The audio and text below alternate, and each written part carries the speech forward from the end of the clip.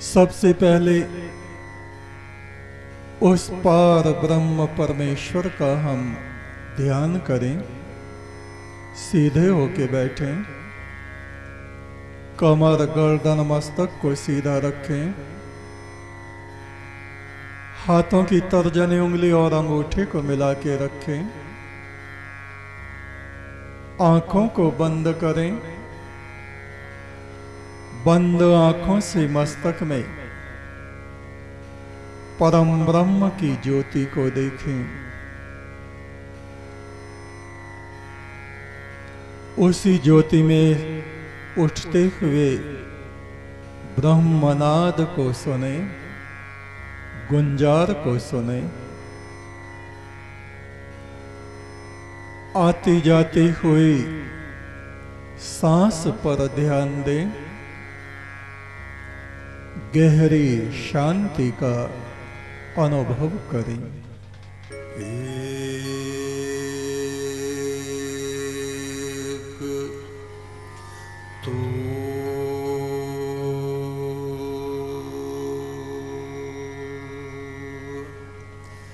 सच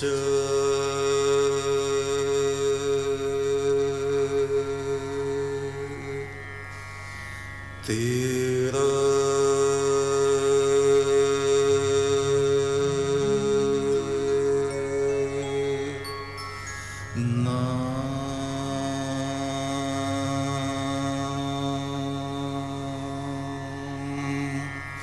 सच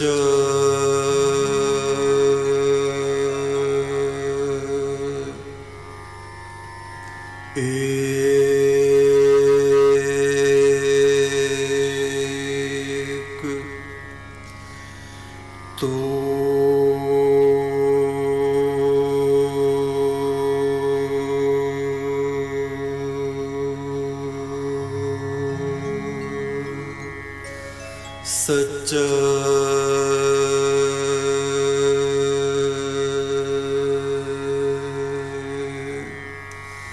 तेरा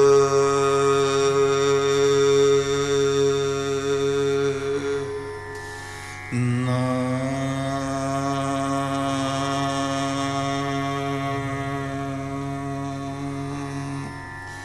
सच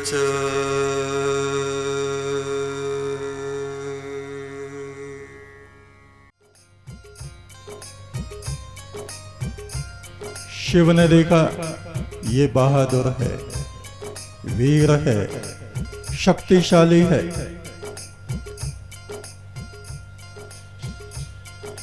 उस द्वंद्व युद्ध में दोनों बराबर रहे। अर्जुन को बड़ा आश्चर्य हुआ, ये है कौन? अर्जुन ने पूछा, आप कौन हैं? कहा, तुम किससे मिलने जा रहे हो? कहा, महादेव शिव से। तो उन्होंने कहा, ध्यान से देखो, मैं ही महादेव हूं। अर्जुन उनके सामने नतमस्तक हो गए, चरणों में गिरे, क्षमा याचना की। और शिव ने उनको दिव्य धनुष दिया।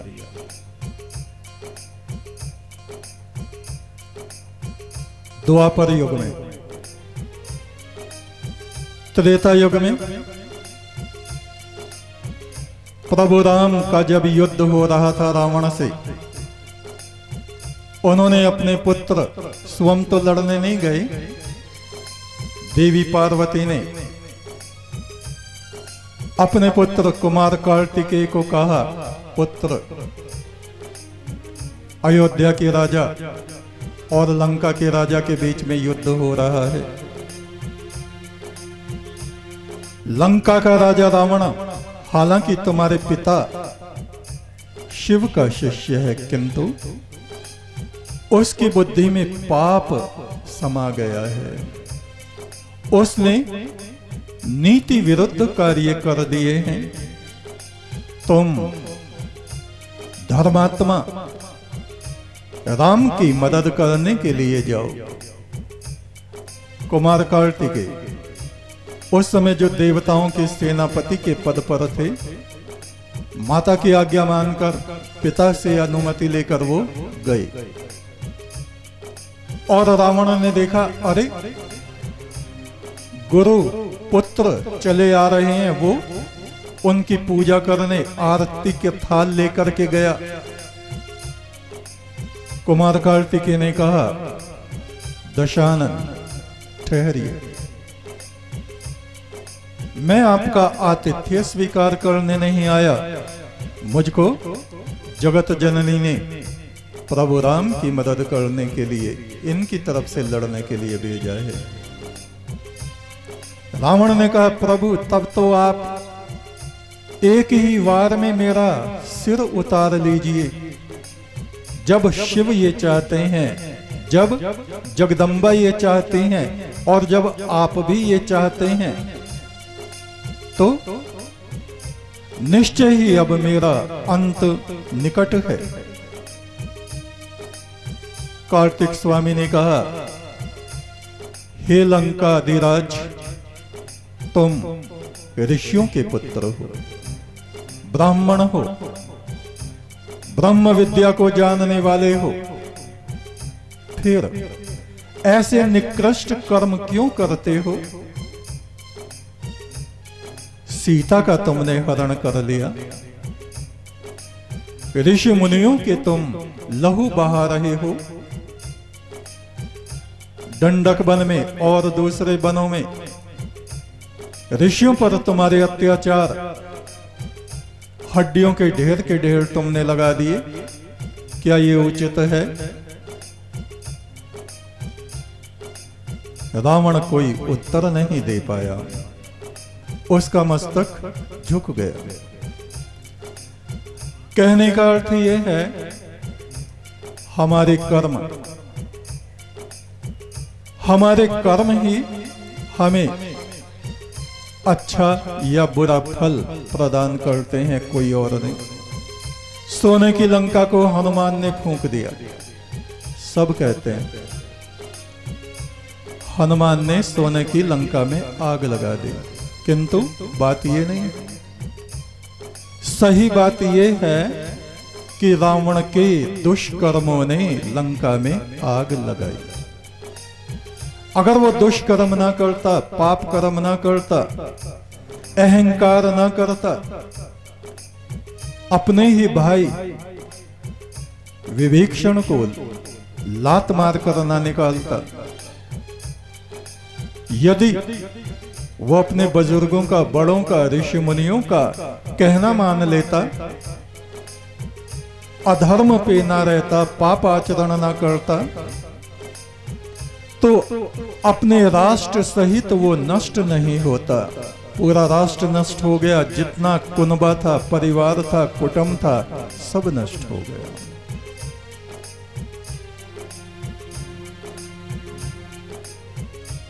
शिव ने सतयुग, त्रेता, द्वापर तक ज्ञान ज्योति से पृथ्वी को धोया।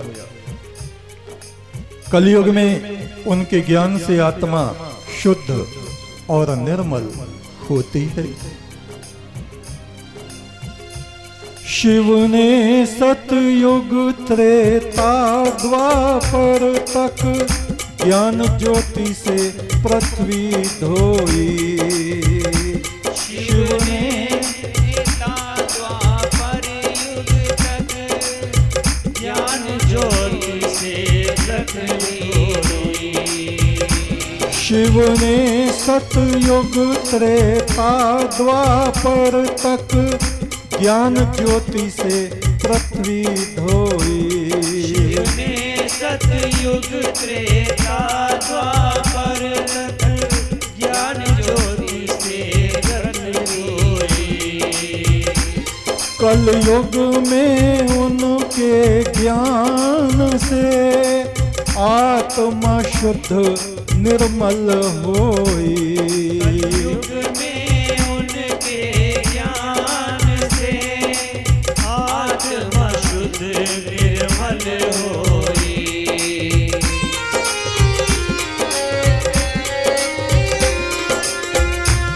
निष्पाप पाप आदमी के जरिए प्रभु अपनी महिमा करता है। पाप आदमी के जरिए प्रभु अपनी महिमा करता है। पापों से भरे संसार को वो अपने मोतियों से भरता है। पापों से भरे संसार को वो अपने मोतियों से भरता है। पापों से भरे संसार को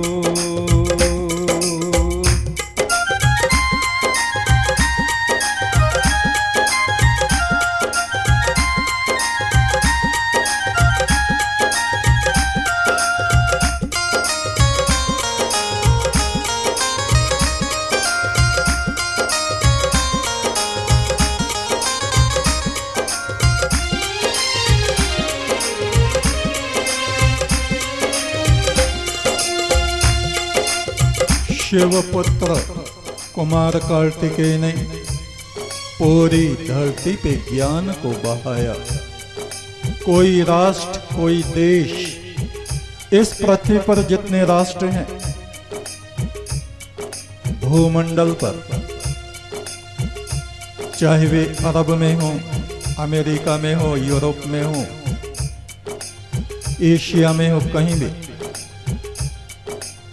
किसी देश, किसी राष्ट्र को उन्होंने ऐसा नहीं छोड़ा जहां वो ईश्वरीय ज्ञान का प्रकाश लेके ना गए हों। इसीलिए आज भी सब देशों में भारतवर्ष के ज्ञान की झनकार, जगह जगह मंदिर, जगह जगह ऋषियों के चिन्ह, वैदिक चिन्ह सब देशों में पाए जाते हैं।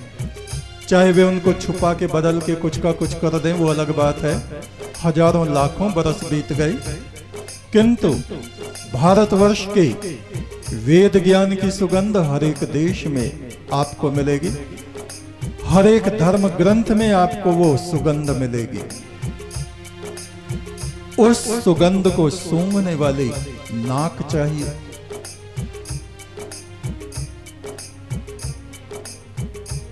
सबसे प्राचीन वेद मार्ग है। और दूसरे धर्म देख लीजिए, पारसी अग्नि जलाकर रात दिन अग्नि जलती रहती है उनके यहाँ। जैसे हमारे यहाँ यज्ञ तो थोड़ी देर हुआ फिर बंद। पारसी लोग निरंतर एक बड़े से बर्तन में आग जला के परम ब्रह्म की स्तुति करते रहते हैं। उनकी धर्म पुस्तक है जेंद आवेस्ता। आपको देखने का मौका मिले, पूरे वेद मंत्र उसमें लिखे हुए हैं। पैगंबरों का सिलसिला आदम अलैहिस्सलाम से लेके और दूसरे पैगंबर, बादशाह सुलेमान के पिता दाऊद, जिनका धर्म ग्रंथ है जब्बूर। जब्बूर में वैदिक ऋचाओं की गूंज है। उनके बाद हुए पैगंबर मूसा, उनका धर्म ग्रंथ है तौरेत। उस तौरेत में बहुत से मंत्र ऋग्वेद के हैं। जैसे कि तैसे जो अर्थ उसमें वो ही उसमें रखा हुआ है। पैगंबर ईसा का धर्म ग्रंथ है इंजील, बाइबिल। उसमें भी ऋग्वेद और सामवेद की ऋचाओं का अर्थ है वयम अमृतस्य पुत्रः। हे अजर अमर अमृत पुरुष परमात्मा, हम तेरे पुत्र हैं। उसी बात को पैगंबर ईसा ने कहा, मैं परमात्मा का पुत्र हूं। फिर कुरान में आप देखिए, उसमें भी वैदिक सिद्धांत और वैदिक स्तुति का ही अनुवाद है अरबी में। इंद्रो विश्वस्य राजति, हे परमात्मा तो पूरे विश्व ब्रह्मांड का सम्राट है, मालिक है। तो वो प्रारंभ में ही, कुरान का प्रारंभ ही वहीं से हो रहा है, अल्हम्दुलिल्लाहि रब्बिल आलमीन। तू कुल आलम का रब है, ऐ मेरे परवरदिगार परमात्मा। बात एक ही है, केवल भाषा का अंतर है। कुमार कार्तिकेय ने अपने वक्त में जब उन्होंने सन्यास ग्रहण कर लिया तो हर एक मुल्क में, हर एक राष्ट्र में वो ज्ञान की ज्योति को लेके अपने ऋषि मंडल के साथ उन्होंने भ्रमण किया। और ये जो आप देख रहे हैं मेला, कार्तिक पूर्णिमा का ये मेला, कार्तिक, इस महीने का नाम कार्तिक कैसे पड़ा? कुमार कार्तिकेय के नाम पर, क्योंकि इसी महीने में ये जो शुक्ल पक्ष की छठ बीती है, इसको, इस छठ में कुमार कार्तिकेय का, शिवपुत्र का जन्म हुआ। और ये जो पूर्णिमा है, ये उनका उत्सव, जिनको हमारे यहाँ ज्येष्ठौन कहा जाता है, वो मनाया जाता है। और देव उठान, देवों का उत्थान किया उन्होंने। हर बार हारते रहते थे, दैत्यों से पराजित होते रहते थे। क्यों? क्योंकि उनमें संगठन नहीं था, स्वार्थी थे, भोग विलास में पड़े रहते थे। यहाँ भी आप देखो मेले में कितने लोग शराब पिए हुए आपको मस्त मिलेंगे। गंगा के किनारे आकर भी शराब, उनकी बुद्धि, तो उनको क्या फल प्राप्त होगा? ज्ञान का एक कण भी उनकी आत्मा में प्रविष्ट नहीं होगा। हा हुल्ला, गाली गलौच, दंगा फसाद, लड़ाई झगड़े, और शराब पी के घुस जाएंगे गंगा जी में, हुड़दंगा करेंगे और एक आध डूब जाएगा। कल डूब भी गया एक नवयुवक, हर साल डूबते हैं। वे इन कार्यों के लिए आते हैं। और देव उठान जब होता है, एकादशी, देवशयन, देवोत्थान एकादशी, उस समय ये चतुर्मास समाप्त होता था सन्यासियों का, साधुओं का। वर्षा के 4 महीने एक ही स्थान पर वो व्यतीत करते थे। वहीं पर साधना, आराधना, प्रवचन, जिस नगर में, गांव में वो रहते थे, वहां के लोगों को बहुत लाभ होता था, ज्ञान लाभ। और जब वो चलते थे, तरह तरह की भेंट ग्रामवासी उनको अपनी श्रद्धा के अनुसार देते थे।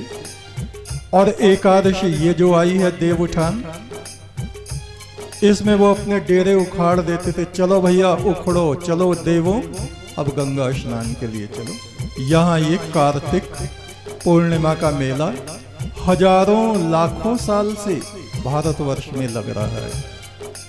क्यों? शिवपुत्र कार्तिक स्वामी की स्मृति में। और अब लोग जानते भी नहीं। कोई कुछ कहता है, कोई कुछ कहता है, कोई कुछ कहता है। अपने प्राचीन इतिहास को हम भूल गए। शिवपुत्र कुमार कार्तिकेय ने पूरी पृथ्वी पे ज्ञान बहा दिया। ये जो मेले होते थे, ये ज्ञान मेले होते थे। लोग गांव-गांव से आके ऋषि मुनियों के प्रवचन सुनते थे, ज्ञान वचन सुनते थे, लाभान्वित होते थे। बड़े बड़े संगठन बनते थे कि अपने अपने गांव में हम ये काम करेंगे, रास्ते खराब पड़े हैं उनको जाके बनाएंगे, श्रम दान करेंगे, गांव में जो गरीब हैं, विधवाएं हैं, उनकी हम मदद करेंगे। ये संकल्प यहाँ से वे लोग लेके जाते थे।